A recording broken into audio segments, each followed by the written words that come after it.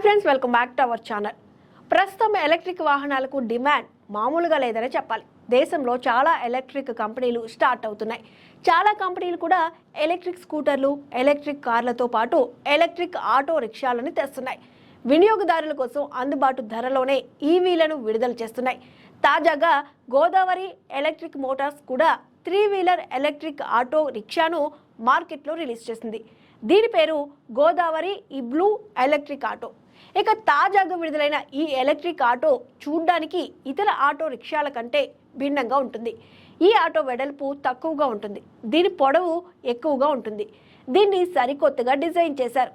ఇది 2795 మిల్లీమీటర్ల పొడవు, 993 మిల్లీమీటర్ల వెడల్పు, ఇంకా 1782 మిల్లీమీటర్ల ఎత్తును కలిగి ఉంటుంది.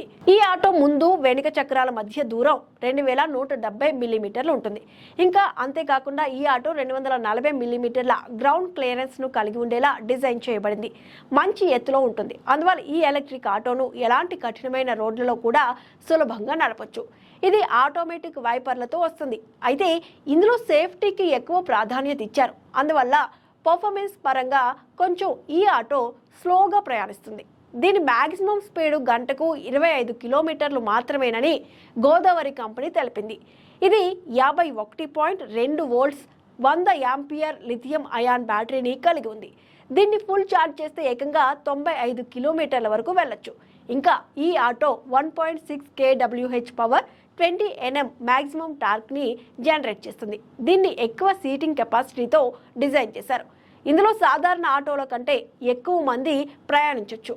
డ్రైవర్ వెనుక ప్రయాణికులు సులభంగా కూర్చోవచ్చు. ఆటోలో డ్రైవర్ సీట్ కూడా చాలా వెడల్పుగా ఉంటుంది. ఇంత సౌకర్యంగా ఉన్న ఈ ఎలక్ట్రిక్ ఆటో రిక్షా కేవలం 1,99,999 రూపాయల ధరకే మార్కెట్లోకి ప్రవేశపెట్టారు. ఇక తక్కువ ధరకే మంచి ఫీచర్స్తో లాంచ్ అయిన ఈ గోదావరి ఇబ్లూ ఎలక్ట్రిక్ ఆటోపై మీ అభిప్రాయాన్ని కామెంట్ రూపంలో తెలియజేయండి.